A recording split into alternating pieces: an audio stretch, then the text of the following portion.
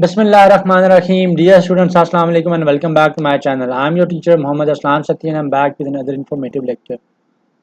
So before starting today's lecture, I request you all to kindly subscribe to my channel for more knowledgeable content. So students, I have prepared a mock exam based on the previous papers या past papers के जो question हैं उनके ऊपर base करता है, plus उन्हीं जैसी चीज़ों को कुछ को ऐड करके एक मॉक एग्ज़ाम हम लोगों ने बनाया है for the PMA test which is going to be held tomorrow इंशाल्लाह। इसके अंदर 100 क्वेश्चंस हैं, लिंक इसका डिस्क्रिप्शन में, आप उसको वहाँ से इंशाल्लाह डाउनलोड कर सकते हो। उसी पैटर्न के ऊपर है जिस पैटर्न के ऊपर हमारा जो पाकिस्तान मैरीन एकेडमी का मर्चेंट नेवी के इनटेक का नॉटिकल और मैरीन इंजीनियरिंग के लिए जो टेस्ट होता है उसी के बिल्कुल रेलिवेंट है, उसी के पेपर पैटर्न के ऊपर बेस करता है। So it's a good practice thing for all of you. So I am hopeful कि आप सब इसको डाउनलोड करोगे, इस लेक्चर को भी देखोगे, प्रैक्टिस करोगे और ये आप सबके लिए बहुत ज़्यादा बेनिफिशियल होगा। So without any further delay, let's start today's lecture. So the first question is, if a car's value, so पहले मैं mathematics section solve कर रहा हूँ। If a car's value depreciates by 20% each year and the initial value of the car was $25,000, what will be its value after 2 years? So examiner आपको कह रहा है कि गाड़ी है जिसकी वैल्यू जो है हर साल 20% कम होती है, उसमें डिप्रिसिएशन होता है, तो ये बता दो कि 2 साल के बाद इसकी वैल्यू क्या होगी। सो $25,000 है उसकी वैल्यू, आप उसको 20% से मल्टीप्लाई कराओगे, सो आपके पास फर्स्ट ईयर का डिप्रिसिएशन आ जाएगा एंड दैट विल बी $5,000। सो एक साल के बाद जो गाड़ी की प्राइस है वो 25,000 से कम होके जब उसमें से $5,000 माइनस हो जाएगा तो इट विल बिकम $20,000। अब नेक्स्ट ईयर इस 20,000 के मुताबिक जो है वो 25% की 20% की डिप्रिसिएशन जो है वो आएगा। सो अगेन किसी भी नंबर का 20% निकालने के लिए आप उसको परसेंटेज से मल्टीप्लाई करते हो और डिवाइडेड बाय 100 कर देते हो। So this zero will get cancel with this zero, 2 2 is 4। So next year जो है हमारे पास $4,000 का डिप्रिसिएशन आएगा। सो एक साल के बाद उसकी कीमत 25,000 से कम होकर $20,000 हो गई थी और अब जब $20,000 में से फर्दर $4,000 का डिप्रिसिएशन आएगा तो अब जो नेक्स्ट इसकी वैल्यू है दिस विल बिकम $16,000। सो अब जो है 2 साल के बाद इसकी जो value that will be $16,000। Moving on to the next question, if it takes 3,000 gallons to fill 3/4 of a swimming pool and 2,000 gallons to fill a second pool 1/3 full, what percent capacity of the first swimming pool is the capacity of the second pool? तो examiner आपको इस question में बता रहा है कि हमारे पास पहला पूल है जिसमें अगर आप 3,000 गैलन पानी फुल करते हो तो वो 3/4 फिल होता है। एक और स्विमिंग पूल के अंदर अगर आप 2,000 गैलन फिल अप करते हो तो वो उसका 1/3 फुल अप होता है। आपने ये बताना है कि what percent capacity of first swimming pool is the capacity of the second pool? So second pool की capacity की percentage आपने with respect to the first swimming pool जो है वो find out करनी है। So अगर मैं ये कहता हूँ कि first जो pool है उसकी capacity let's say x है, second pool की जो capacity है that is let's say y, so आपके पास 3/4 of x जो है वो filled up हुआ और वो बना था 3,000 gallons।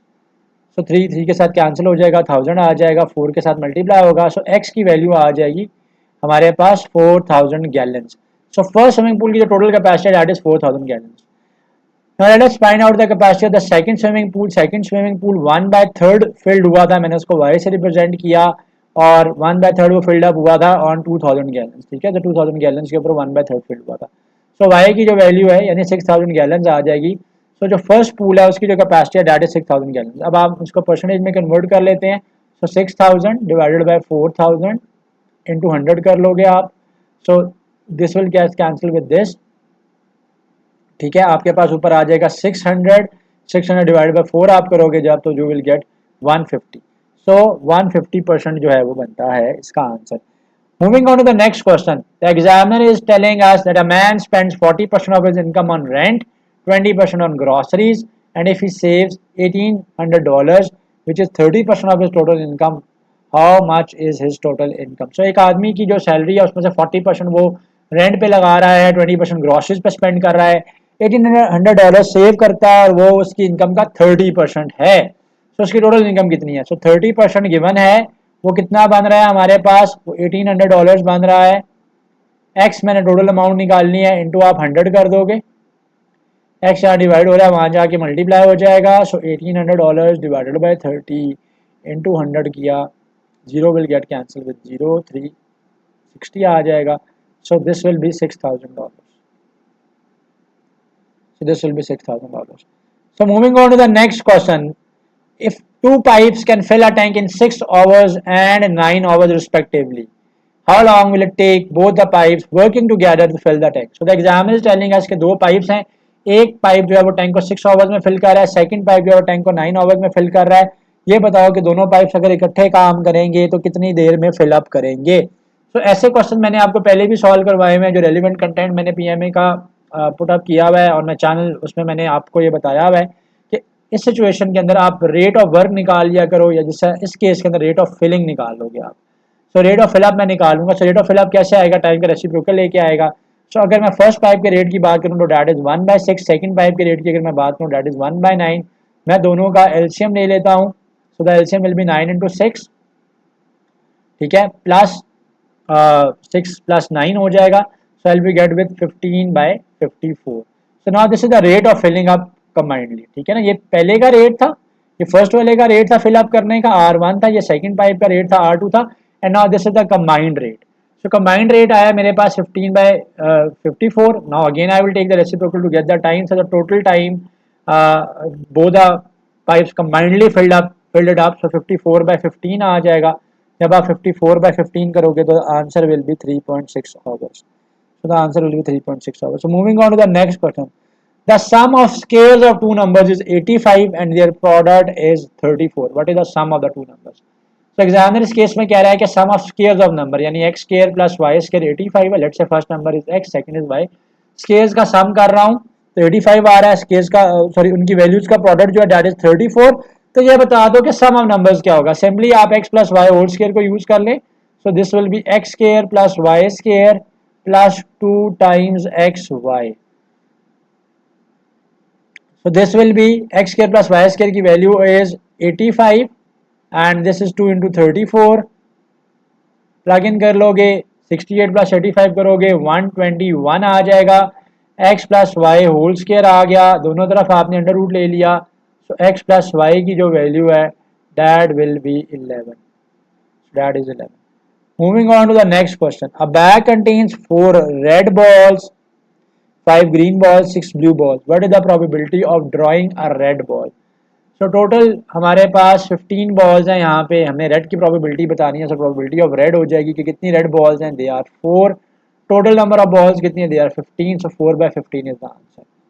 Next question FSC Mathematics से है. Remember इसके अंदर मैथमेटिक्स क्वांटिटेटिव प्लस एफएससी दोनों होगा. कह रहा है इसको इंटीग्रेट कर दो. सो 3x square plus 5x plus 4 है, इसको इंटीग्रेट करेंगे. So this will B 3x cube by 3 plus 5x square by 2 plus 4 of x आ जाएगा. नई पावर इंक्रीज करते जाएंगे, नई पावर से डिवाइड करेंगे, डिवाइड बाई c आ जाएगा. 3 के साथ cancel. I will be left with x cube plus 2.5 of x square plus 4 of x plus c. So the right answer is option A. Next question में examiner आपको पूछ रहा है find the domain of the function where x is not equal to -2. ठीक है, इस case के अंदर जब फ्रैक्शन की फॉर्म में फंक्शन आपके पास होगा तो डोमेन यानी इनपुट, आप फंक्शन को कोई ऐसी इनपुट नहीं दे सकते जिसके ऊपर उसका डिनोमिनेटर जो है वो 0 हो जाए. अगर डिनोमिनेटर उसका 0 हो जाएगा तो ओवरऑल जो आपका फंक्शन है, ठीक है, उस इनपुट के ऊपर इनफाइनाइट हो जाएगा. तो फंक्शन को आपने इनफाइनाइट होने नहीं देना. तो x आप -2 पुट नहीं कर सकते. x -2 पुट करते हो तो डिनोमिनेटर में आपके पास इस केस में 0 आ रहा है. सो 1/0 आ जाएगा. सो 1/0 will be infinity. So here we can put up all real numbers as input. आप डोमेन में ले सकते हो except -2. So the right answer is all real numbers except -2. The examiner is asking us to take the derivative of this function and the function is e raised to the power 3x square. So I will replicate this as it is. जब भी exponential का आप derivative लेते हो आप उसको as it is लिखते हो और एज इट इज लिखने के बाद आप क्या करोगे, ऊपर वाले के डेरिवेटिव के साथ मल्टीप्लाई कराओगे. 3x स्क्वायर का डेरिवेटिव आ जाएगा 6x. So this will B 6x e की पावर 3x का square. So next is 5 years ago a father was 3 times as old as his son. 5 साल पहले एक फादर की जो एज थी वो अपने बेटे की एज के 3 टाइम्स थी.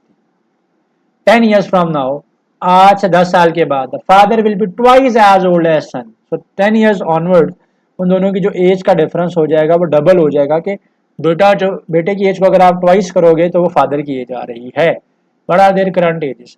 तो फॉर एग्जांपल मैं सपोज कर लेता हूँ कि तो फादर की करंट एज है डैट इज एक्स और जो सन की करंट एज है that is y. 5 years ago, 5 साल पहले फादर की एज क्या हो जाएगी x-5, सन की एज क्या हो जाएगी y-5। सो कह रहा है आपको कि 5 ईयर्स अगो फादर की जो एज है वो 3 times as old as a son है। सो आप 3 times as old as a son करोगे, so this will B x-5, 3y-15। इस इक्वेशन को मैंने सिंप्लीफाई कर लिया, आंसर आ जाएगा माइनस, सॉरी राइट साइड पे आ जाएगा -10। सेकंड भी एक इक्वेशन बनानी पड़ेगी, वो कहता है 10 ईयर्स फ्रॉम नाउ। अब 10 साल के बाद फादर की एज हो जाएगी x+10, बेटे की एज हो जाएगी y+10। वो कहता है कि जो बेटे की एज है वो डबल है, उसका डबल करें तो फादर की एज आ रहा है। तो अगेन इस इक्वेशन को भी सिंप्लीफाई करके सॉल्व कर लेते हैं, x और y की वैल्यूज आ जाएंगी which are the current ages of father and son. So x-2y will be equal to +10। मैंने इसको रीअरेंज कर लिया। अब now I will try to solve both the equations. मैं एलिमिनेशन से सॉल्व करना चाह रहा हूँ इसको। सो दोनों इक्वेशंस को ऊपर नीचे रख के मैंने माइनस कर लिया। सो this will become y and this will become 20। सो जो हमारे पास सन की एज है वो 20 आई है, फादर की एज आप इसमें पुट करके निकाल लेते हैं।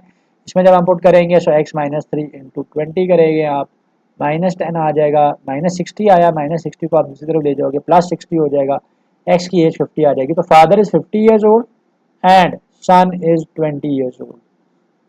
Moving on to the next question. Two numbers are such that their sum is 24.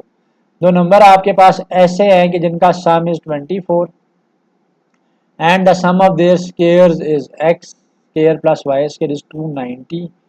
Again कह रहा है कि आपको प्रोडक्ट बता दो। अगेन सिंपल है, दोनों तरफ हम स्केयर कर लेते हैं, स्केयर ओपन करेंगे, so this will be this form.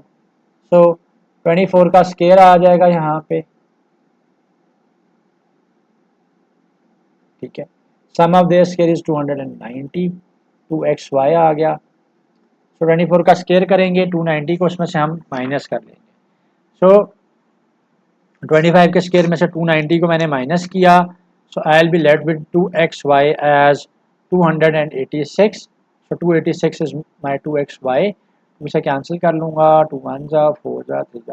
So xy की वैल्यू जो प्रोडक्ट है xy का दैट इज 143। कहता है sum of 3 consecutive terms of arithmetic progression is 27। तो अरिथमेटिक प्रोग्रेशन एक ऐसा सीरीज या प्रोग्रेशन होती है जिसमें टर्म्स कॉमन डिफरेंस के ऐड होने से जो है ना वो जनरेट होती हैं, ठीक है। सो ऐड होने से जो है ना टर्म्स आपके पास जनरेट होंगी।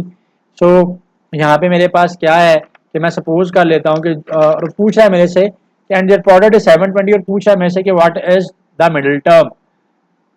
सो ए is let's say is the middle term, इसमें कॉमन डिफरेंस डी ऐड हो जाएगा तो इससे नेक्स्ट टर्म आ जाएगा और कॉमन डिफरेंस डी माइनस होगा तो इससे प्रीवियस टर्म आ जाएगा। तीनों का सम वो कहता है 27 है। मिडिल टर्म की वैल्यू बता दो, a is the middle term, so a minus d plus a plus d. So I have added up all the 3 terms, minus d plus d cancel हो जाएगा, 3a इज 27 एंड ए की value is 9। So a value is 9, so a की value जो है वो 9 आ गई है। तो यहाँ पे हमें डी की जरूरत नहीं है या प्रोडक्ट की जरूरत नहीं है, उसके बगैर ही ये सॉल्व हो गया। नेक्स्ट क्वेश्चन में एग्जामिनर आपको कह रहा है a car is moving with a uniform speed along a circular track of radius 70 metres. 70 metres के रेडियस में एक कार जो है वो एक सर्कुलर ट्रैक पे मूव कर रही है। If the car completes 1 full revolution in 44 seconds, अगर 44 सेकंड में कंप्लीट रेवोल्यूशन होती है तो आप बता दो कि स्पीड ऑफ कार जो है वो कितनी होगी। सो स्पीड ऑफ कार जो है वो आपके पास कितना होगा। सो 70 है ये, ठीक है। सो सी की जो वैल्यू है that will be 2 pi r, क्योंकि टोटल डिस्टेंस है कि लेट से वो यहाँ से स्टार्ट लेता है वापस आएगा सर्कुलर पाथ में मूव करके यहाँ पे आएगा।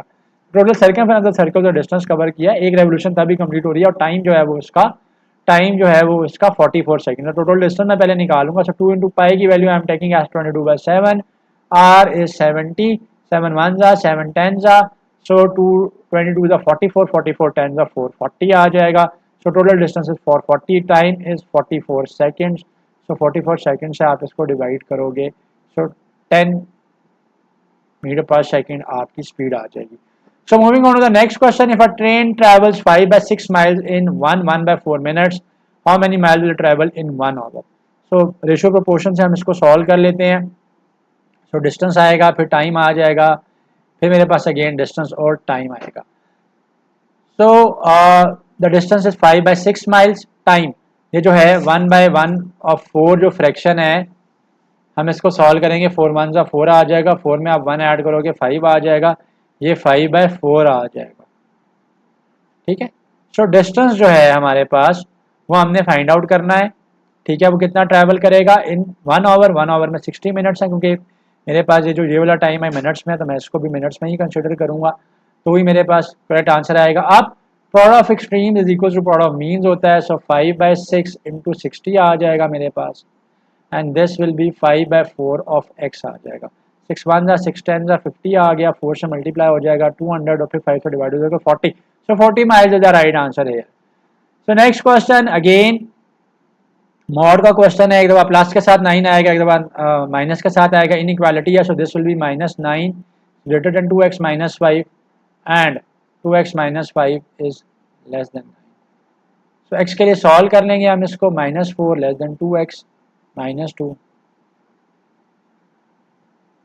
47। सो दिस विल बी -2, x -2 से बड़ा है, 7 से छोटा है। Easy PG this question was. Next question is also easy, कहता है solve for the equation, quadratic equation है, क्वाड्रेटिक फार्मूला से भी सॉल्व कर सकते हो, आप मिड टर्म ब्रेक से भी कर सकते हो। मैं मिड टर्म ब्रेक से इसको सॉल्व कर रहा हूँ। 9 1 जा 9 है, ऐसे फैक्टर्स बनाने के 6 आए। So here it will be x into x minus 3 into x minus 3 is equal to 0. x minus 3 is equal to 0 आ जाएगा। So x की जो वैल्यू है वो 3 आ जाएगी। दोनों में x की वैल्यू 3 आ रही है। कहता है the length, if the side length of a square is doubled, how is the perimeter affected? अगर आपके पास एक स्केयर है और आप उस स्केयर की साइड लेंथ को डबल कर देते हो, तो ये बताओ कि उसका पेरीमीटर क्या होगा। सो पेरीमीटर क्या होता है, सम ऑफ साइड होता है। फॉर एग्जांपल पहले साइड की लेंथ सपोजिटली x है, सो हर साइड की लेंथ स्केयर में तो इक्वल होगी x plus x, so the perimeter will B 4x। जब मैं इसको डबल कर दूंगा, सो जब ये 2x हो जाएगा, so this will be then 2x plus 2x plus 2x plus 2x आ जाएगा। So this will be the perimeter will be 8x। So पहले perimeter was 4x, now it is 8x। So perimeter जो है अब double हो गया। Moving on to the next question, कहता है find the sum of the first term 10 terms of the arithmetic sequence. Arithmetic sequence पहले भी बताया हुआ है, उसमें टर्म जनरेट होती है कॉमन डिफरेंस के ऐड अप होने से। तो अगर मैं कॉमन डिफरेंस देखूंगा तो वो कैसे आएगा, that will B a2 minus a1, so which is 7 minus 3 as 4। 11 में से 7 माइनस करूँ तब भी 4 ही आता है। So common difference d here is 4। So d की वैल्यू 4 है हमारे पास। फर्स्ट 10 टर्म्स n की वैल्यू जो है दैट इज 10। आपने sum of the first 10 term निकालना है, that will be Sn is equal to n/2 over 2a1 plus n minus 1 into d। सो n/2 की अगर हम बात करते हैं, सो n की जो value that is 10/2 2a1 a1 2 into 3 plus n minus 1 10 है, 10 में से 1 चला जाएगा 9 है, 9 into 4 आ जाएगा। so this will be 5 into 6 plus 9 into 4 36। सो आपके पास आ जाएगा 42 into 5 44 10 4 40 होता है, उसका हाफ कर लेंगे 5 तो 220 इज द राइट आंसर है। Next question is x plus 1/x की value is 6, x square plus 1/x square की वैल्यू पूछ रहा है आपसे। दोनों तरफ आप सिंपली इसको स्क्वायर कर दो, आपके पास आंसर आ जाएगा। So a square plus b square plus 2ab is equal to 36। x के साथ कैंसिल हो जाएगा, 2 यहाँ पे ऐड हो जाएगा माइनस हो जाएगा। So this will be x square plus 1/x square is equal to मेरे पास क्या आ गया है 34 आ जाएगा मेरे पास। So the right answer is 34। Okay, the sum of two numbers is 30 and the product is 216. What is the difference between the two numbers? The sum of two numbers is 30. So x plus y is equals to 30 and the product xy is 216. Difference between the numbers. So x minus y आपने बताना है। So x minus y का whole square क्या होता है मेरे पास, that is x square plus y square minus 2xy हो जाएगा। अगर मैं इसको अपने गिवन डेटा की फॉर्म में लिखूंगा, So I can write it as x minus y का whole square as x plus y का whole square minus 4xy y, because x plus y का whole square जब ओपन होगा तो मेरे पास plus 2xy आएगा. So हम यहाँ पे क्या करेंगे, सिंपली हम यहाँ पे क्या करेंगे, x प्लस वाई का whole square that will be 30 का स्केयर माइनस 4 इंटू 216 कर लेंगे हम. 30 का स्केयर जो है दैट विल बी 900. तो 900 में से 4216 को आपने 4 इंटू 216 के प्रोडक्ट को आपने जो है वो माइनस करके अंडर रूट ले लेना है. So you will get the right answer here. ठीक है. सो हेयर जब आप इनका डिफरेंस लोगे तो 36 आएगा. 36 का जब आप अंडर रूट ले लोगे तो 6 आ जाएगा. तो 6 इज द राइट आंसर. ये प्रीवियस क्वेश्चन का मैं सॉल्व कर रहा था, मेरे पास स्पेस नहीं था इसलिए मैं यहाँ तक आ गया. थोड़ा सा क्लटर रिमूव करते हैं, थोड़ा सा स्पेस क्रिएट करते हैं. अगला क्वेश्चन करते हैं. कहते हैं difference between the square of to consecutive integers is 36. Even integers is 36. तो इवन नंबर हो या ऑड नंबर हो उनके बीच में +2 का डिफरेंस होता है. ऑड नंबर भी 2 ऐड करने से जनरेट होते हैं, इवन नंबर भी 2 ऐड करने से जनरेट होते हैं. सो फर्स्ट नंबर अगर x है, अगला नंबर x प्लस 2 है, इनका हम स्केयर कर लेंगे. जब हम इनका स्केयर कर लेंगे, ठीक है, तो ये आ जाएगा, इनका जो सम आ जाएगा, इनका थोड़ा डिफरेंस वो कह रहा है, जो डिफरेंस है इनका, ठीक है, डिफरेंस इज 36. तो एक नंबर मेरे पास x प्लस 2 है, दूसरा नंबर मेरे पास x है, मैंने पहले एक्सप्लेन कर दिया. इनका डिफरेंस ले लेते हैं, दैट इज 36. सॉल्व करेंगे, ए स्केयर प्लस 4x आ जाएगा minus x square is equal to 36 आ जाएगा. सो एक्स स्केयर के साथ कैंसिल हो जाएगा, 4x इज इक्वल टू 32 आ जाएगा. x की वैल्यू जो है वो 8 आ जाएगी. ठीक है जी, x की वैल्यू जो है ना वो 8 आ जाएगी. The equation is sine square x plus cos square x is equal to 1. So sine square x plus cos square x की जो वैल्यू है वो 1 है. ठीक है, बता पूछ रहा है कि किस टाइप ऑफ फंक्शन है, ट्रिग्नोमेट्रिक फंक्शन है, ट्रिग्नोमेट्रिक आइडेंटिटी है ये. ठीक है, कहता है कि find the derivative of the function tan x का derivative is second square x. Which of the following represent the distance between the points. Distance formula से आप डिस्टेंस निकाल लो, चेक कर लो राइट आंसर क्या है. सो 1 माइनस 4 का स्क्वायर प्लस 2 माइनस 6 का square करोगे होल अंडर रूट आ जाएगा. सो माइनस 3 का स्क्वायर इज 9, 4 का square is 16. So under root 25 आ जाएगा. Under root 25 is 5. So next question, what is the perimeter of a rectangle with a length 5 centimeter and width 3 centimeter. So perimeter जो है वो आप बात करेंगे, so that will be 2 into length plus width आ जाएगा. So 2 into length plus width की अगर आप वैल्यू करेंगे that is 5 plus 3 आ जाएगा. So 5 plus 3 is 8, 8 into 2 is 16 centimeter. So this was the mathematics section. Now next let us move on to the English का section में पहले solve करूँगा, फिर logical का, chemistry और physics. So moving on to the next section इंशाल्लाह. अच्छा जी, कहते हैं व्हाट इज इंसोम्निया. आईक्यू के सेक्शन की अगर हम बात करें, क्वेश्चन नंबर 1 है व्हाट इज इंसोम्निया. इंसोम्निया किस चीज का डिसऑर्डर है. इंसोम्निया क्या ज्यादा सोने का डिसऑर्डर है, नींद ना आने का डिसऑर्डर है, ज्यादा खाने का ऑर्डर है डिसऑर्डर है, या ऊंचा सुनने का डिसऑर्डर है. तो इंसोम्निया जो है वो नींद ना आने की जो बीमारी है उसको इंसोम्निया कहते हैं. Diabetes is the disorder related to high cholesterol, blood pressure, blood sugar या ओबेसिटी. ओबेसिटी मोटापे को कहते हैं. ठीक है, सो ब्लड शुगर जो है, ब्लड शुगर का जो ताल्लुक है वो डायबिटीज के डिसऑर्डर के साथ है. ठीक है. The sun is a planet, star, moon या galaxy. So sun itself is a star. ठीक है, इजी क्वेश्चन है ये. The largest ocean in the world. अब मैंने कुछ चीजें जो है ना ओशन से रिलेटेड और पोर्ट से रिलेटेड भी ऐड की हैं, क्योंकि डिसऑर्डर्स मैं आपको लास्ट लेक्चर्स में बड़े डिटेल्स में करवा चुका हूँ, क्योंकि पिछले पेपर में डिसऑर्डर्स पूछे गए थे. मैंने आपको डिसऑर्डर की जो है ना आईक्यू का यहाँ पे सेक्शन अपलोड किया हुआ है, उसके अंदर मैंने आपको डिसऑर्डर्स लास्ट लेक्चर्स में करवाए हैं, तो वो अपलोडेड भी हैं. आप लोग वहां से जाके उसको देख सकते हो. अब यहाँ पे अगर हम बात करते हैं कि largest ocean in the world is, तो largest ocean in the world is Pacific ocean. ठीक है. So some of the questions I have added के ताकि जो है आपके पास जो क्वेश्चंस आ जाएं, ठीक है, which are related to relevant to the आपका जो नेवी है या मर्चेंट नेवी है. सो नेक्स्ट क्वेश्चन में पूछा है कोस्टल लेंथ ऑफ पाकिस्तान कितनी है. So coastal length of Pakistan is 990 kilometre है. ठीक है. सो 990 किलोमीटर पाकिस्तान की साहिली पट्टी या कोस्टल लेंथ है. लार्जेस्ट नेक्स्ट क्वेश्चन है, ठीक है, कि largest trading sea port in the world is. So again, question जो है वो पोर्ट से रिलेटेड है। पोर्ट ऑफ शंघाई, ये चाइना में है, Shanghai is a city in China, right. So port of Shanghai the largest port the world, ठीक है, बाय साइज भी और बाय जो वहां पे शिप्स आती हैं या मूव करती हैं वो, ठीक है। सो स्वेज कनाल कनेक्ट्स, तो स्वेज कनाल जो है वो किस किस को कनेक्ट करता है, ये इजिप्ट में है। लास्ट ईयर आपको याद भी होगा कि एक शिप जो था वो यहाँ पे स्टक हो गया था, फंस गया था, और जो है बहुत ज्यादा इसके बारे में न्यूज में आया था। तो ये जो है वो मेडिटेरेनियन सी और रेड सी के बीच में है, ठीक है, याद रखिएगा कि ये मेडिटेरेनियन सी, स्वेज कनाल जो है वो मेडिटेरेनियन सी और रेड सी के बीच में। So the right option is option B, ठीक है। सो यहाँ पे उसने मेडिटेरेनियन सी के साथ अटलांटिक ओशन किया हुआ है, लेकिन ये मेडिटेरेनियन सी और रेड सी को आपस में कनेक्ट करता है।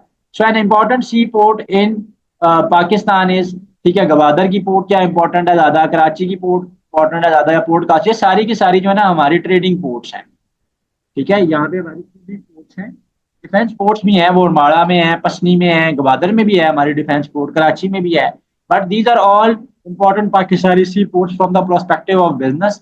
सो all of the above should be the answer, ठीक है। तो next question is what is the largest river in the world, so longest river in the world, so longest river in the world is Nile, दरिया नील जो है, ठीक है। What is the capital of Turkey, so capital of Turkey is Ankara, ठीक है ना, Istanbul नहीं है। बहुत से लोग ये समझते हैं कि इस्तांबुल इज द लार्जेस्ट, आप कह सकते हो capital city of the Turkey है। अच्छा, सम टाइम टर्की से रिलेटेड क्वेश्चन इसलिए भी आता है कि ये सी क्रॉस करे तो उसका हाफ पोर्शन इस्तांबुल का जो है, जो इसका शहर इस्तांबुल है वो यूरोप में है, और कुछ पोर्शन इसका जो है वो एशिया में है, बीच में एक एक जो है ना वो सी डिस्ट्रीब्यूशन है इसके बीच में। सो इसलिए मैंने इसको ऐड किया। डिसऑर्डर्स अगेन मैंने बताया कि लास्ट पेपर में डिसऑर्डर्स थे और जो बाकी आईक्यू रिलेटेड चीजें थी वो मैंने लास्ट लेक्चर्स में डाल दी हैं। सो यहाँ पे मैंने किया। सो ये याद रखना कि क्वेश्चन ये भी आता है कि टर्की कैसा कौन सा कंट्री है जो कि दो कॉन्टिनेंट्स में, या ऐसा कौन सा सिटी है कि जो कि दो कॉन्टिनेंट में। तो टर्की ऐसा कंट्री है जो कि दो कॉन्टिनेंट्स के ऊपर है, और इस्तांबुल एक ऐसा सिटी है जो कि दो कॉन्टिनेंट्स के ऊपर, हाफ पोर्शन इसका इस कॉन्टिनेंट में एशिया में, हाफ पोर्शन इसका यूरोप में। Ionization energy, so ionization energy आपके पास क्या चीज होती है, ठीक है। Ionization energy the minimum amount of energy, ठीक है, required to remove an electron from the isolated gaseous atom is known as ionization energy, ठीक है। सो जो एक हमारे पास एक एटम हो, उसके अंदर से अगर हम एक इलेक्ट्रॉन को आउटरमोस्ट शेल में से रिमूव कराएंगे, सो उसके लिए जितनी अमाउंट ऑफ एनर्जी चाहिए होती है वो ionisation energy. So the examiner is asking us कि which of the following are the highest ionisation energy, इनमें से किसकी जो आयोनाइजेशन एनर्जी की वैल्यू है, ठीक है, आयोनाइजेशन एनर्जी की जो वैल्यू है that is highest. So phosphorus has the highest ionisation energy की वैल्यू इनके दरमियान, ठीक है। ये थोड़ा सा रूट लर्निंग का सवाल था, मैं इसको मानता हूँ। अच्छा, कहता है what is the oxidation state of chromium in the potassium dichromate. Last year के पेपर्स के अंदर एक आध ऐसा कंपाउंड दे के उसकी ऑक्सीडेशन स्टेट पूछी जाती है, तो इसलिए मैंने यहाँ पे इसके रेलिवेंट क्वेश्चन मॉक टेस्ट के अंदर ऐड किया आप लोगों के लिए। सो पोटेशियम डाइक्रोमेट के अंदर हम लोग देखेंगे कि there are two atoms of potassium, potassium का +1 का चार्ज होता है। क्रोमियम की हमने स्टेट बतानी है। सो 2 एटम्स ऑफ क्रोमियम है, एक्स कर लेते हैं, 7 एटम्स ऑफ ऑक्सीजन है, -2 कर लेते हैं, charge is equal to 0। So this will be +2 + 2x -14 is equal to 0। This will be 2x is equal to 12 and x equal to 6. So the oxidation state of potassium dichromate में chromium की जो oxidation state है that will be +6. Moving on to the next question. Which of the following compound is likely to exhibit hydrogen bonding? So hydrogen bonding, I have told you earlier in our lectures कि जब एक electronegative atom के साथ, highly electronegative atom के साथ hydrogen का atom bond हुआ होता है, तो शेयर्ड पेयर ऑफ इलेक्ट्रॉन को वो इलेक्ट्रोनेगेटिव एटम अपनी तरफ खींचता है। ये जो प्रोसेस है ये हमारे पास हाइड्रोजन बॉन्डिंग का कहलाता है। Sulphur, nitrogen, oxygen, chlorine, fluorine वगैरह ये सभी लोग जो है वो हाइड्रोजन बॉन्डिंग जो है वो एग्जिबिट करते हैं। तो इन ऑप्शन में से जो अमोनिया है, nitrogen is most electronegative. So ammonia gas के अंदर जो है हाइड्रोजन बॉन्डिंग जो है तो मोस्टली ज्यादा एग्जिबिट होगी। उसके एक और रीजन ये भी है कि इधर 3 हाइड्रोजन एटम। देखें, अब आप कहो कि इसके अंदर 4 हाइड्रोजन एटम है तो ये क्यों नहीं करता, इसके पास कार्बन के पास इलेक्ट्रोनेगेटिव प्रॉपर्टीज नहीं होती हैं, इसके पास ये टेंडेंसी नहीं होती कि वो शेयर्ड पेयर ऑफ इलेक्ट्रॉन को अपनी तरफ जो है वो खींचे। अच्छा जी, moving on to the next question. So moving on to the next question, which of the following is not a colligative property, ठीक है। कॉलिगेटिव प्रॉपर्टी इनमें से कौन सी चीज नहीं है, सो कॉलिगेटिव प्रॉपर्टीज को आप कहोगे कि ऐसी प्रॉपर्टीज होती हैं, ठीक है, जो किसी सोल्यूशन के अंदर जो उसकी चेंज ऑफ कंसंट्रेशन हो गया, उसका बॉइलिंग पॉइंट हो गया, उसका फ्रीजिंग पॉइंट हो गया, उसको जो है ना वो डिपेंडेंट होती है। तो ऐसी प्रॉपर्टीज को आप कॉलिगेटिव प्रॉपर्टीज कहते हैं। तो बॉइलिंग पॉइंट, फ्रीजिंग पॉइंट, ये तो मैंने आपको पहले ही बता दिया कि कॉलिगेटिव प्रॉपर्टीज उनको इफेक्ट करती हैं। ऑस्मोटिक प्रेशर को भी करती हैं। ऑस्मोटिक प्रेशर क्या होता है? एक सोल्यूशन जहाँ पे कहीं पे पड़ा हुआ है तो उसमें से कितनी जो है ना वेपर जो जब वो बाहर आएंगे तो कितना वो जो है ना वो वाटर प्रेशर जो है वो ऑस्मोसिस यानी वो प्रेशर जो है वहाँ पे क्रिएट करेंगे। ठीक है, ऑस्मोसिस मीन कि आपके पास जो ऑस्मोटिक यानी रिलेटेड टू वाटर है। So the right answer is heat of fusion. So heat of fusion एक ऐसी प्रॉपर्टी है जो कि उसके बॉइलिंग पॉइंट, फ्रीजिंग पॉइंट या वेपर प्रेशर को चेंज नहीं करती है। This question again from the past papers है, ठीक है। The examiner is asking what is the hybridization of the central atom in SF6। So hybridization SF6 के अंदर क्या होगी? सो SF6 के अंदर sp3 हाइब्रिडाइजेशन है, ठीक है। पास पेपर बेस्ड क्वेश्चन बनाया है मैंने, बट आप लोगों की जो हाइब्रिडाइजेशन है रिमेंबर वो sp2 और sp3 है, ठीक है। सो ये पास पेपर से रिलेटेड मैंने क्वेश्चन बनाया, एग्जैक्ट वैसा क्वेश्चन था, थोड़ा सा रेप्लिकेट किया। बहरहाल हमारे कोर्स में sp3 हाइब्रिडाइजेशन तक नहीं है, sp3 तक है। सो और इसका जो स्ट्रक्चर होता है, ठीक है, वो ऑक्टाहेड्रल स्ट्रक्चर होता है। पेपर में जो है वो इसका स्ट्रक्चर पूछा गया था। सो ऑक्टाहेड्रल जो है वो इसका जो है ना हमारे पास स्ट्रक्चर होता है। और 3D एक फ्लोरीन जो है वो 3D फॉर्म में ऑक्टाहेड्रल शेप में इसके साथ जो है वो यहाँ पे connected. Moving on to the next question, कहता है विच आर द फॉलोइंग है the largest atomic radius. Atomic radius कैसे मेजर होता है? एटॉमिक रेडियस किसी भी एटम का जो आउटर मोस्ट शेल होता है और जो उसका न्यूक्लियस होता है, ठीक है ना, जो उसका न्यूक्लियस होता है उनके बीच में जो डिस्टेंस है, ठीक है, सो न्यूक्लियस के बीच में और जो उसके आउटर मोस्ट शेल के बीच में डिस्टेंस है, let's say this is the nucleus, ठीक है, न्यूक्लियस और आउटर मोस्ट शेल के बीच में जो डिस्टेंस है, ठीक है, वो आपके पास जो है वो एटॉमिक रेडियस कहलाता है। सो सोडियम मेटल है, मैग्नीशियम भी मेटल है, एल्यूमिनियम है, सिलिकॉन है। इनमें से जिसका साइज सबसे बड़ा होगा, डेफिनेट सी एक बात है कि उसका जो आपके पास एटॉमिक रेडियस है वो भी ज्यादा होगा। सोडियम में the longest atomic radius among them. Moving on to the next question, कहता है what is the major product when benzene reacts with chlorine in the presence of catalyst.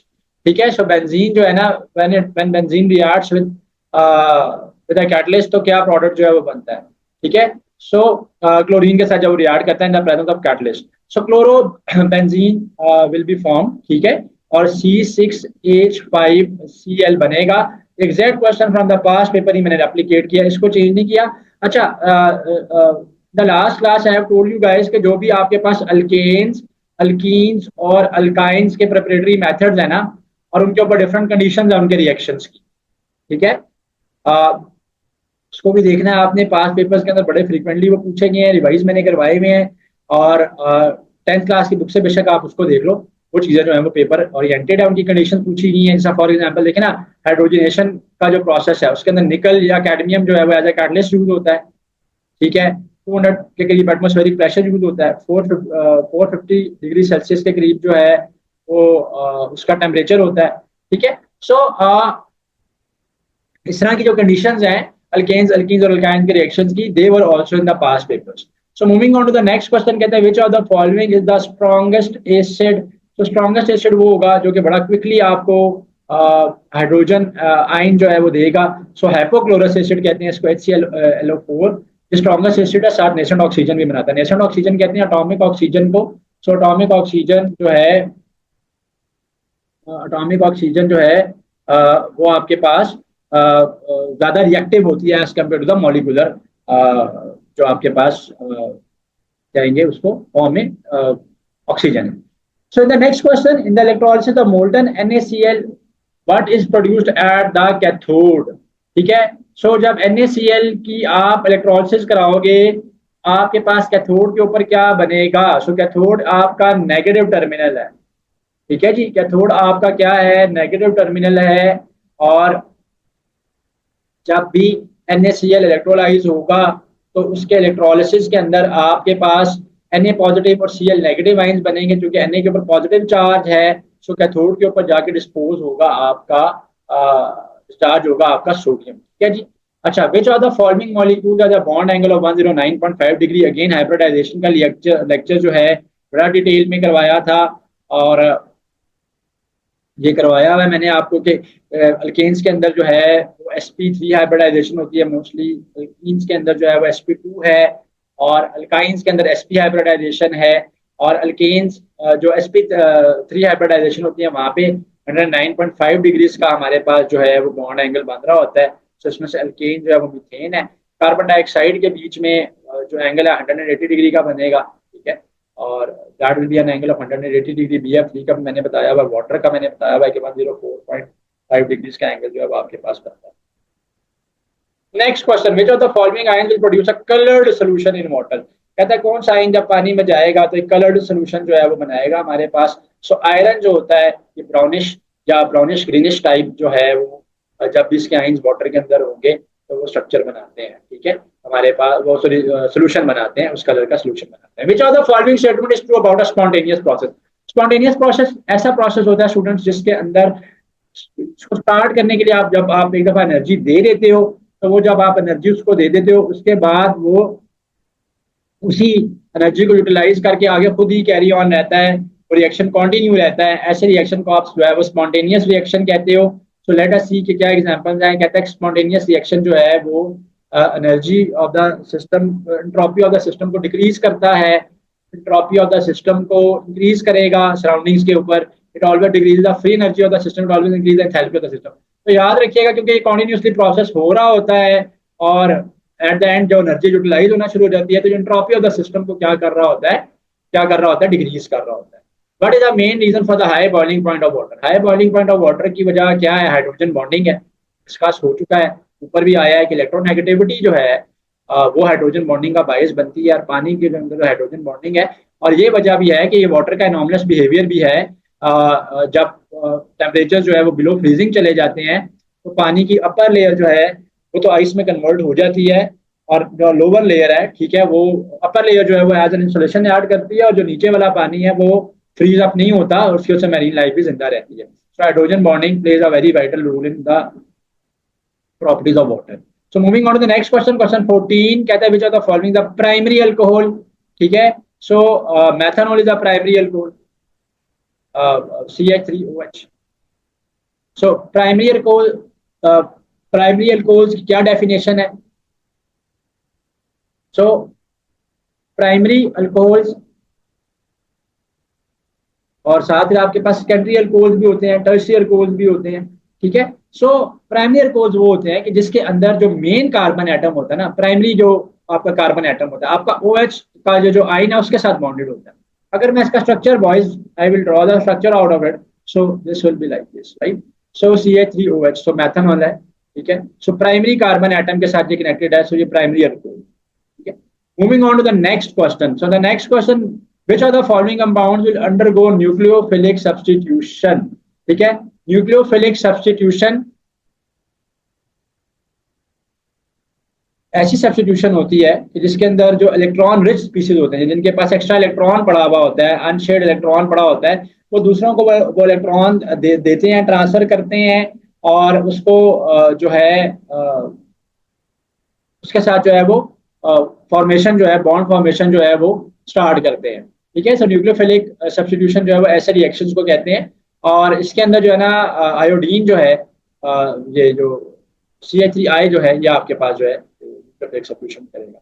Lewis acid क्या है, अगेन लास्ट लेक्चर्स के अंदर भी आया हुआ है, लास्ट पेपर्स के अंदर भी आया हुआ है। सो लिविस का जो के मुताबिक जो इसमें जो यहाँ पे एसिड बनेगा आपके पास बोरॉन ट्राई क्लोराइड है, ठीक है। सो लिविस क्या कहता था, लिविस जो होते हैं, लिविस कहता था कि जो एसिड्स होते हैं वो इलेक्ट्रॉन शेयर जो है वो एक्सेप्टर होते हैं, और जो आपके पास बेसिस होते हैं, बेसिस होती हैं आपके पास, वो इलेक्ट्रॉन पेयर जो है वो डोनर होते हैं। कहता है what is the pH of 0.01 mole of HCl solution is solution. अच्छा, क्वेश्चन में एग्जामिनर आपको कह रहा है कि what is the pH of 0.01 mole of HCl solution। देखें HCl is a thoroughly is an acidic acid है HCl जो है, और 1 से लेके आपके पास 6 तक एसिड्स होते हैं। 1 वाला ज्यादा स्ट्रॉन्गर एसिड है, 2 वाला उससे कम स्ट्रॉन्गर है, 6 वाला सबसे वीकर एसिड है, 7 पे न्यूट्रलिटी आ जाती है, और बेसिस में उल्टा चलता है, जिसका pH लेवल 14 है वो ज्यादा बेसिक होता है। So it is a road learning question based question था ये, मैंने जानबूझ के थोड़ा सा पेपर में डाला कि एक आध क्वेश्चन पेपर में ऐसा भी होता है कि जो बंदे को, कहना तो नहीं चाहिए कि आता नहीं है, लेकिन वो बंदे को वहाँ पे सोल्यूशन के लिए कुछ चीजें जो है ना उसने ऐसे पता नहीं चलती, तो इसलिए इसको मॉक के अंदर जो है ऐड किया था।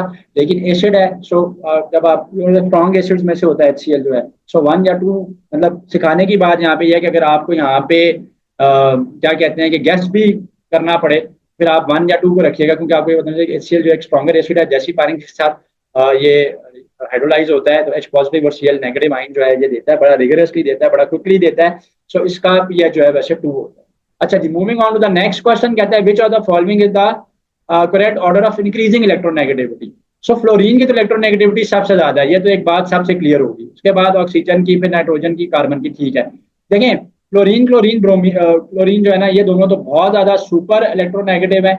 सो ये वाहिद क्वेश्चन इसके अंदर ओनली चॉइस ऐसी है, ओनली ऑप्शन ऐसा है, वाहिद ऑप्शन ऐसा है जिसमें फ्लोरीन सबसे लार्जेस्ट इलेक्ट्रोनेगेटिविटी पे रखा हुआ है। सो यहाँ पे आपको अगर गैस करना पड़ेगा, आप इसको ऐसे गैस करोगे। तो many of you have been asking me कि जी कुछ केमिस्ट्री में चीजें ऐसी आई हुई हैं लास्ट ईयर में जो कि बहुत ज्यादा जो है ना इधर उधर से पूछी गई है, सिलेबस बहुत ज्यादा पूछा गया, तो अब हम क्या सारा कुछ केमिस्ट्री पे फोकस रखेंगे? तो ये कुछ क्वेश्चन मैंने ऐड किए हैं मॉक के अंदर, और मॉक का सोल्यूशन आपको इसलिए नहीं भेजा और खुद सॉल्व करवाने की रीजन ये है आपको कि ताकि आप जो है इसको थोड़ा सा जहाँ पे गेस्ट बेस्ड क्वेश्चन आपको सॉल्व करने पड़ते हैं, तो ये ट्रिक जो है वो आपके साथ शेयर की जाए। नेक्स्ट क्वेश्चन है, कहता है what is the ion pack name of the compound of the formula. ठीक है, एथेनॉल कहते हैं वैसे तो इसको, ठीक है, इथाइल अल्कोहल भी कहते हैं इसको। सो एथेनॉल है, मेथेनॉल CH3OH होता है, और इथाइल अल्कोहल जो है वो C2H5OH होता है। ठीक है जी। अच्छा, विच of the following is the most stable carbocation, यानी कार्बन का जो आइन है इसके अंदर सबसे ज्यादा स्टेबल जो है वो इसमें से कौन सा है? ठीक है, सो इसके अंदर जो है ना ये मोस्ट स्टेबल कार्बन केटाइन है, क्योंकि कार्बन के ऊपर जो है इसके ऊपर चार्ज जो है वो आया हुआ है। केटाइन का क्या मतलब होता है कि पॉजिटिवली चार्ज, A9 का मतलब क्या होता है? Negatively charge. ठीक है, वही बेसिक्स है, थोड़ी सी वर्डिंग्स जो है वो ट्रिकी होंगी, थोड़ा सा जहाँ पे आपको कोई गैस करना पड़ जाए तो आपने किस तरह लॉजिकली करना है वो भी मैंने आपको ये जानबूझ के ये क्वेश्चन जो है वो ऐड किए हैं इन द मॉक के, आप उनको कर सको। कहते हैं फॉलोइंग प्रोसेस एंडोथर्मिक, कौन सा प्रोसेस जो है ना वो एंडोथर्मिक प्रोसेस है। इसमें एंडोथर्मिक प्रोसेस के अंदर क्या होता है आपके पास कि हीट जो है वो एब्जॉर्ब होती है। ठीक है, सो सब्लिमेशन जो है ड्राई आइस जो है it is endothermic process, heat को एब्जॉर्ब करेगा। अच्छा, विच of the what is the coordination number of the central metal atom, again जिस तरीके से हम लोग फाइंड आउट करते थे ऑक्सीडेशन स्टेट, इसी तरीके से आप इसको सॉल्व कर लीजिएगा। बहुत सारे क्वेश्चंस करवाए हुए हैं मैंने, लेकिन ये याद रखिएगा ऊपर सबके साथ -4 भी मल्टीप्लाई होगा। अच्छा जी, which of the following does not exhibit variable oxidation state. अच्छा, कुछ मेटल्स की ये प्रॉपर्टीज हैं कि वो कहीं पे 2 इलेक्ट्रॉन लूज करेगा तो +2 का चार्ज देगा, कहीं पे 3 इलेक्ट्रॉन लूज कर लेगा +3 का करेगा। आयरन के साथ ये इशू है। ठीक है, कॉपर के साथ भी ये इशू है कि मल्टीपल प्रॉपर्टीज जो है वो ये शो करता है। नीचे आते हैं, जिंक जो है ये नहीं करता, जिंक के ऊपर जो है ना वो एक ही उसकी ऑक्सीडेशन स्टेट है, पक्की उसकी +2 की ऑक्सीडेशन स्टेट है।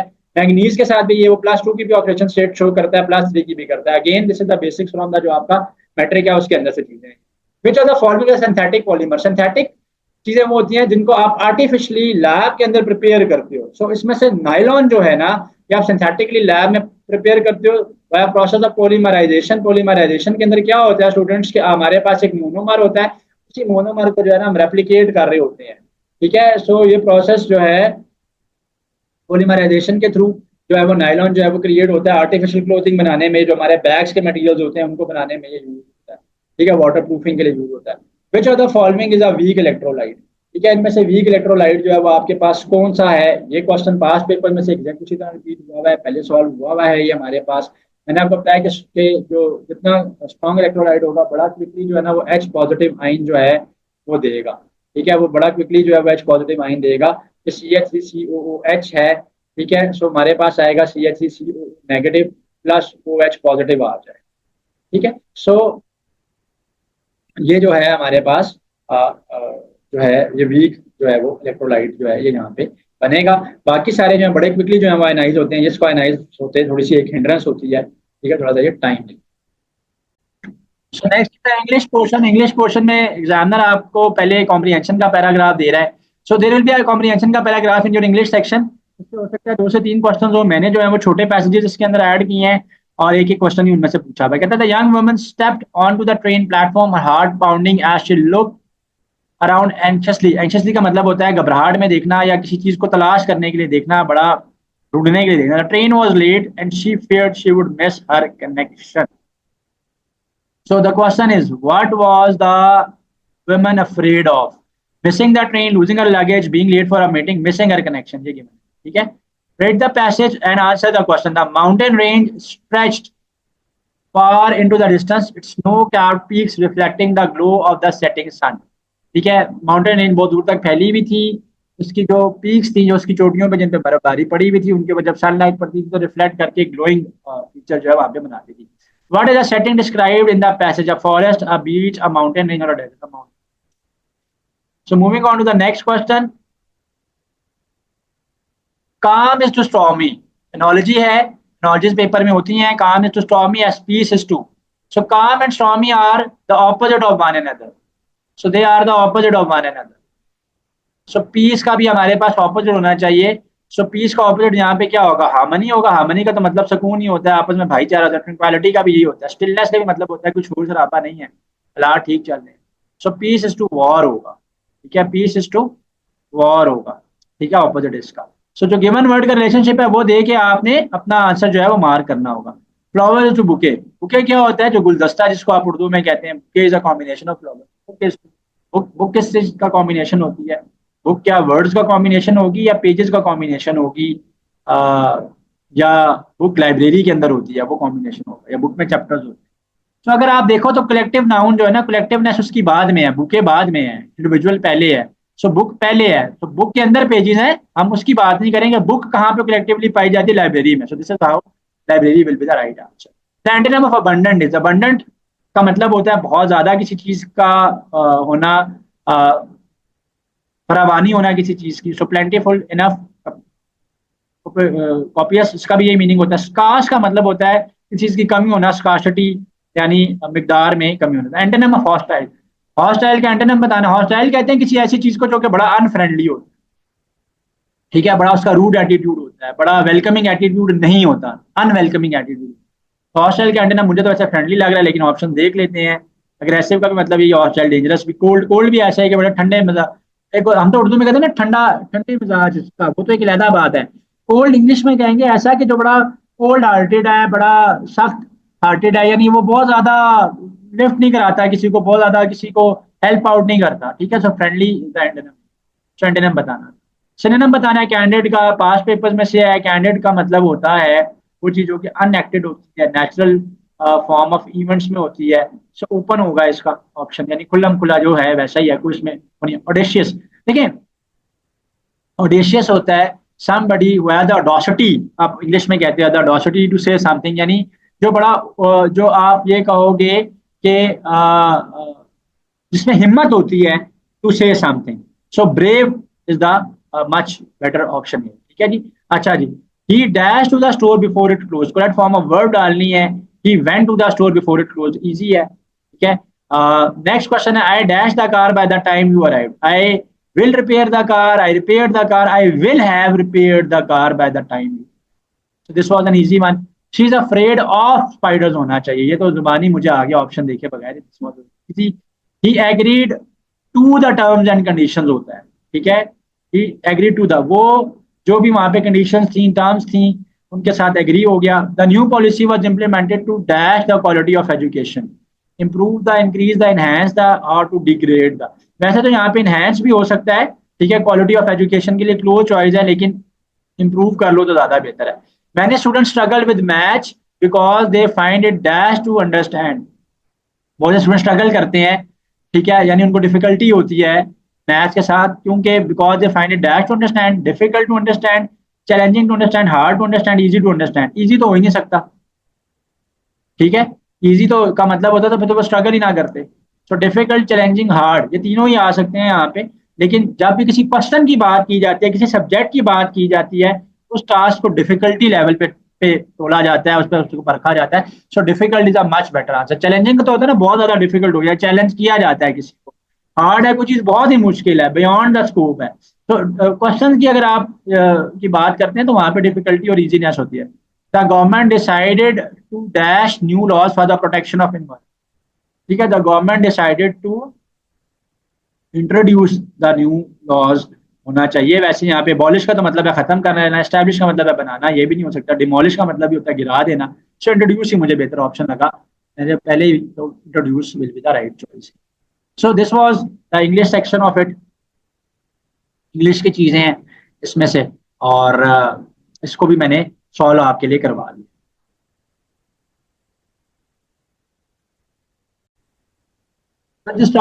Starting the physics section of this test. ठीक है, फर्स्ट क्वेश्चन है, कह रहे हैं 100 न्यूटन की फोर्स अप्लाई की at an angle of 30 degree to the horizontal on a 20 kg box on a frictionless surface, what is the acceleration of the box.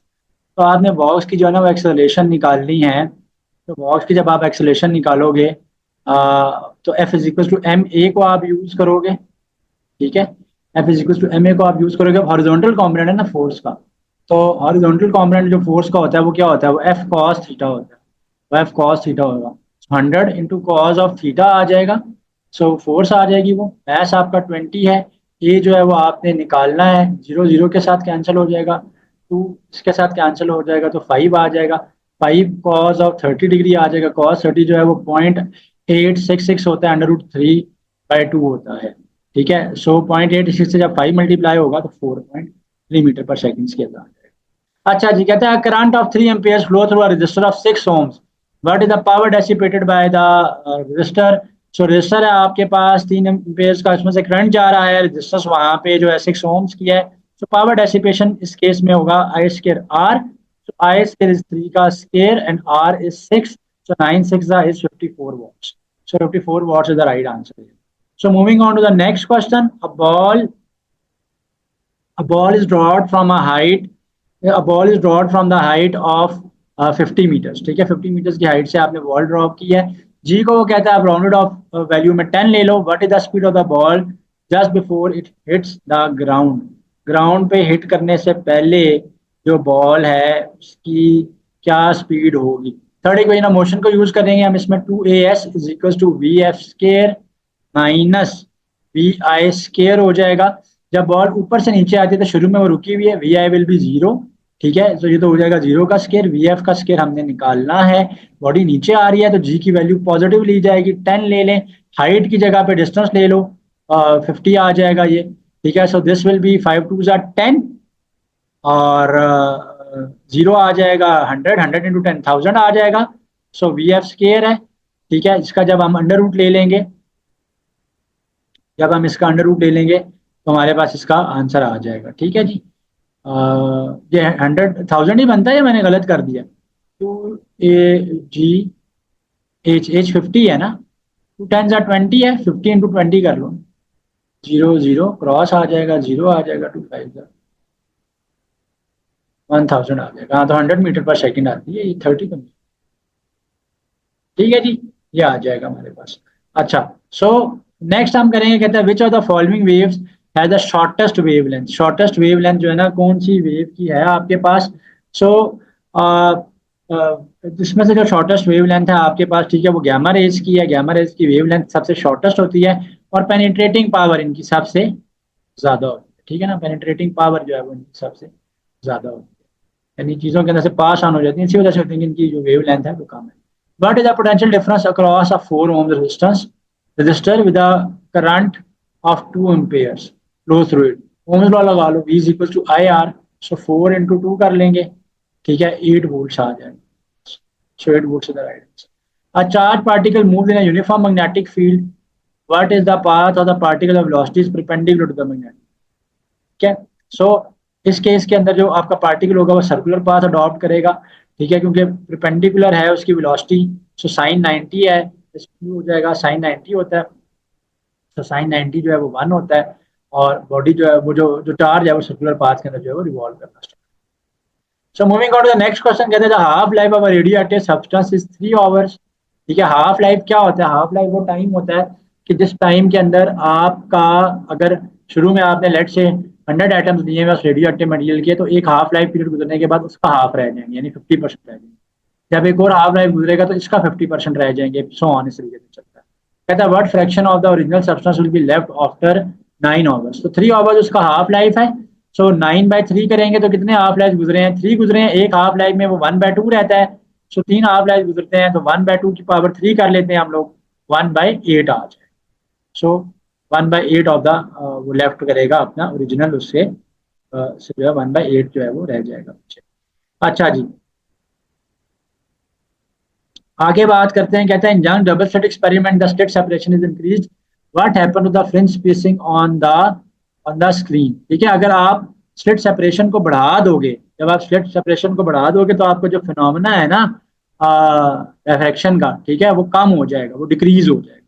ठीक है, क्योंकि जितना ज्यादा आपका डिस्टेंस जो है वो आ, उसका जो है वो कम होगा, ठीक है, तो आपको फिनोमेना जो है रिफ्रैक्शन का ज्यादा अपेरेंट नजर आएगा।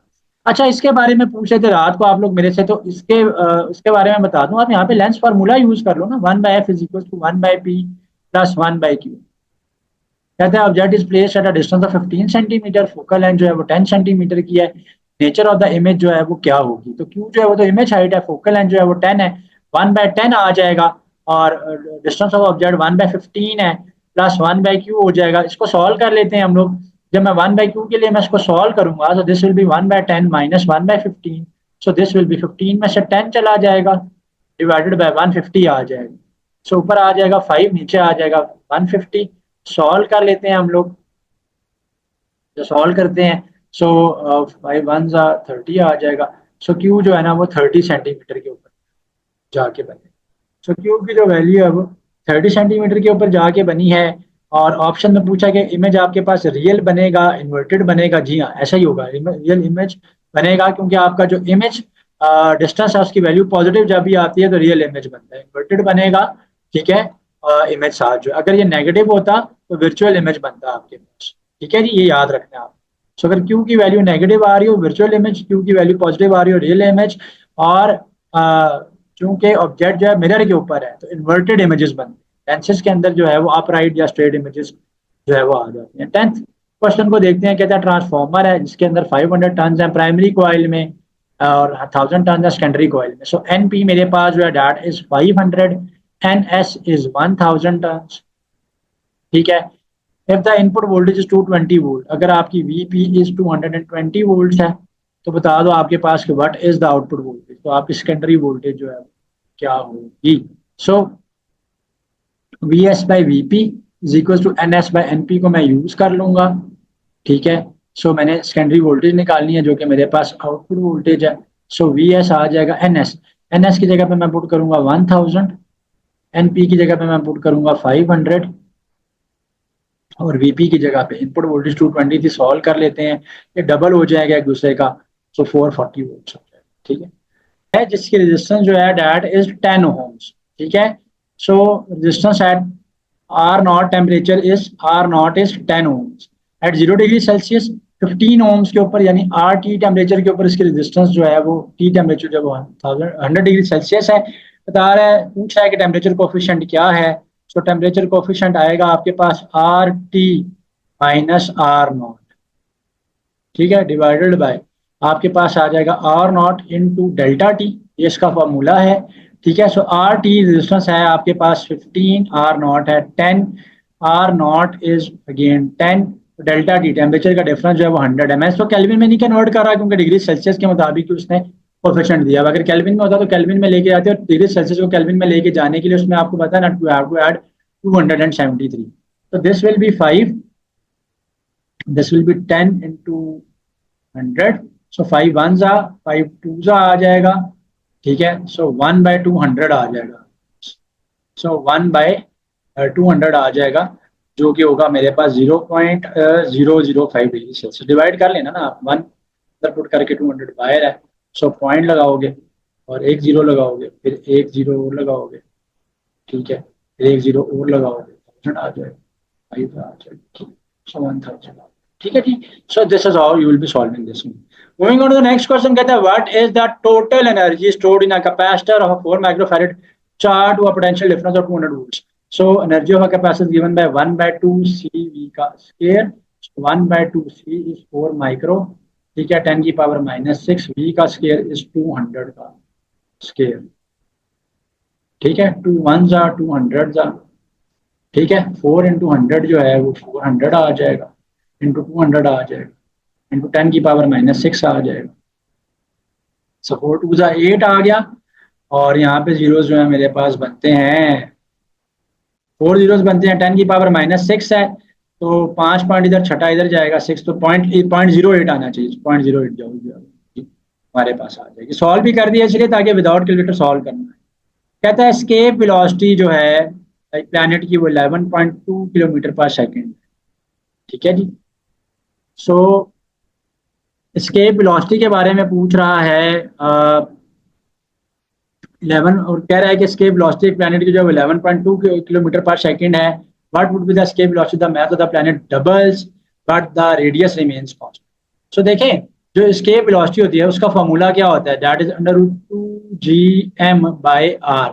अब रेडियस उतना ही रहा है, रेडियस आपका उतना ही रहा है, मैस आपका डबल हो गया है। जब मैस आपका डबल हो जाएगा तो मैस डबल होने का मतलब ये है कि अब मैस जो है वो 2m हो जाएगा। ठीक है, 2m हो जाएगा बाय आर हो जाएगा, ये आ जाएगा, ये अंडर रूट 2 जो है ये लैदा हो जाएगा हमारे पास। ठीक है, सो 2gm/r है। ठीक है, सो ये आ जाएगा, सो अंडर रूट 2 की जगह पे साथ आपके पास 11.2 आ जाएगा। अच्छा, अंडर रूट 2 जो है ना, अंडर रूट 2 की जो वैल्यू होती है 1.44 होती है, 1.44 होती है। सो 1.44 आ जाएगा ये इंटू 11.2, तो ये बढ़ेगी लेकिन फुल फ्लैज नहीं बढ़ेगी, तो 15.8 where should be the right answer. ठीक, सो मैंने कैलकुलेटेड गैस लगा लिया कि 1.44 तो 0.4 टाइम से बढ़ेगा। Which of the following statement is true about the specific heat capacity of a water? Specific heat capacity of water क्या होती है कि अगर मेरे पास 1 लीटर ऑफ वाटर हो या 1 kg ऑफ एक मैस हो, उसका मैं 1 डिग्री सेल्सियस टेम्परेचर का अगर चेंज लाना चाहूँ, तो वहां पे आपके पास जो है टेम्परेचर इस्तेमाल होता है या अमाउंट ऑफ हीट इस्तेमाल होती है, वो आपको temperature change amount of heat इस्तेमाल होती है, उसको आप स्पेसिफिक हीट कैपेसिटी का नाम देते हो। तो कहता है कि क्या होती है, it is higher than most of the liquids. अच्छा, इस पे पहले भी मैंने बात की हुई है कि जो स्पेसिफिक हीट कैपेसिटी है वो वाटर है, ठीक है, वो बाकी लिक्विड से जो वो है इसकी ज़्यादा होती है, जिसकी वजह से वो इसके अंदर बहुत सारी प्रॉपर्टीज और इम्पार्ट जो है वो करती है, और बहुत सारे करेक्टरिस्टिक्स जो है ना वो बाकी लिक्विड्स की निस्बत इसको देती है। ठीक है, 1000 किलो जूल पर मोल जो है वो इसकी स्पेसिफिक हीट कैपेसिटी की वैल्यू है। कहते हैं electron is accelerated from rest through a potential difference of 200 volts, what is the final kinetic energy of the electron.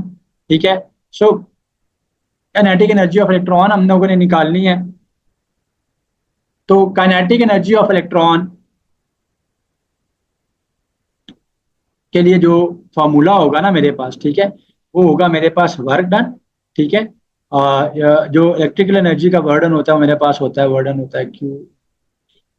ठीक है जी, ये आ जाएगा, सो क्यू जो है वो मेरे पास यहाँ पे चार्ज है, डैट इज 1.6, और 10⁻⁻19, वोल्टेज इज 200 वोल्ट्स, मल्टीप्लाई करवा लेंगे, आंसर आ जाएगा 2 जब 1.6 के साथ होगा 3.2 आएगा, इंटू 10⁻2 आएगा, साथ में 10⁻⁻19 पड़ा हुआ है, तो this will B 3.2 into 10⁻⁻7। So 3.2 into 10⁻⁻17 will be the right answer. So moving on to the next question, कहता है which of the following quantities conserves electric quantities is conserved in elastic collision। Elastic collision के अंदर kinetic energy क्या conserve रहती है, momentum भी conserve रहता है, यस दोनों रहती है, तो both kinetic energy and momentum remain conserve in an elastic collision. अच्छा जी, a sound wave travel through a medium, what happens to the speed of the sound if the temperature of the medium increases। देखिए, अगर आप temperature of medium को increase करेंगे तो आपका जो sound speed of sound है वो भी जो है वो इंक्रीज करती है, इसका रिलेशनशिप आपकी बुक के अंदर है, I am not going to details of that. अच्छा, रिफ्रैक्टिव इंडेक्स है, पहले भी इस पर बात हो चुकी है, रिफ्रैक्टिव इंडेक्स आप दोनों तरीकों से निकाल सकते हो। ठीक है, सो क्वेश्चन में कह रहा है कि रिफ्रैक्टिव इंडेक्स ऑफ मटेरियल यानी एन की जो value that is 1.5, speed of light in vacuum में पता है हमने सी लेनी होती है 3 × 10⁸ हम इसको लेते हैं, कहता है what is the speed of the light in the material या speed of the light in the medium आपके पास जो है वो क्या होगी। ठीक है, सो रिफ्रैक्टिव इंडेक्स जो होता है वो क्या होता है, रिफ्रैक्टिव इंडेक्स जो है वो आपके पास होता है speed of light in vacuum, speed of light in vacuum divided by speed of light in medium, so divided by speed of light in medium. ठीक है, सो आप रिफ्रैक्टिव इंडेक्स यू भी निकाल सकते हो। अब आप क्या करोगे, इसको क्रॉस मल्टीप्लाई कर दोगे, ये इधर चला जाएगा, ये इधर आ जाएगा, तो speed of light in medium आ जाएगी। तो speed of light in vacuum जो है ना वो क्या होगा, speed of light in vacuum जो है दैट इज 3 × 10⁸ मीटर पर सेकेंड डिवाइडेड बाय 1.5 है हमारे पास n, 1.5 2 हो जाएगा, 2 × 10⁸ मीटर पर सेकेंड आ जाएगा। Option A is the right answer.